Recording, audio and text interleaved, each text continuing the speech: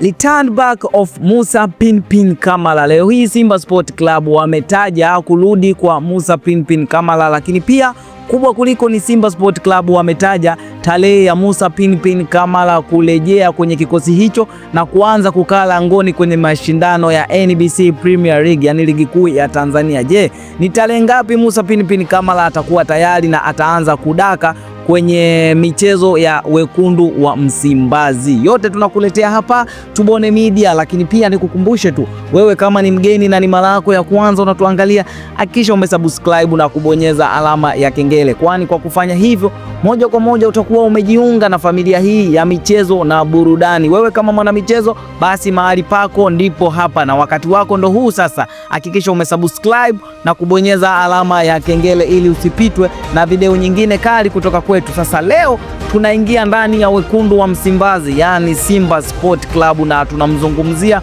Musa Pinpin Kamara aliyekuwa golikipa wa Simba Sport Club kabla ya kusajiliwa Djibri Kaisali. Tunakumbuka kwamba Musa Pinpin Kamara alijiunga na wekundu wa Msimbazi na amewasaidia kwenye mashindano mengi sana, lakini Musa Pinpin Kamara alipata injury ya goti ambayo ilimpelekea kufanyiwa upasuaji kule Afrika ya Kusini, lakini kulikuwa na ukimya wa taarifa kuhusiana na golikipa huyo, na tunakumbuka sheria za NBC Premier League, yani ligi kuu ya Tanzania bara ambayo inaongozwa na TPLB, bodi ya ligi, inatangaza kuwa timu yoyote inayoshiriki NBC Premier League inatakiwa kuwa na golikipa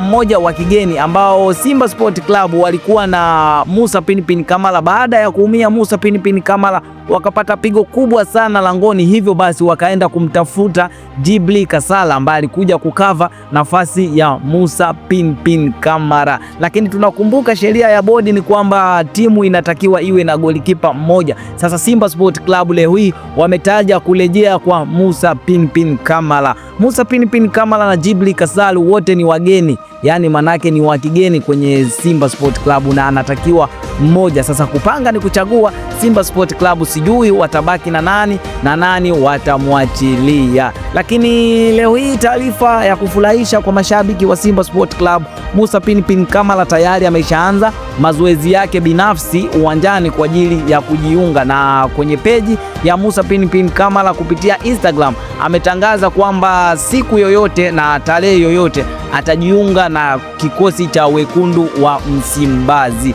Na Simba Sport Club wametaja kurejea kwa Musa Pinpin Kamara kwamba saizi yupo fiti na bado kidogo tu arejee ndani ya wekundu wa Msimbazi, na sio hivi karibuni tutamuona kwenye milingoti mitatu akisimama pale langoni kwa wekundu wa Msimbazi. Je, kati ya Musa Pinpin Kamara na Djibri Kaisali, wewe unamkubali nani aende na nani abaki? Tukutane kwenye comment hapo kwamba wewe unamkubali nani kati ya Musa Pinpin Kamara na Djibri Kaisali, nani ambaye anatakiwa abaki ndani ya wekundu wa Msimbazi? Drop comment hapo chini, lakini pia usisahau kusubscribe kwa ajili ya matukio kama haya. Mimi ni Tubone Media, hadi wakati mwingine, bye bye.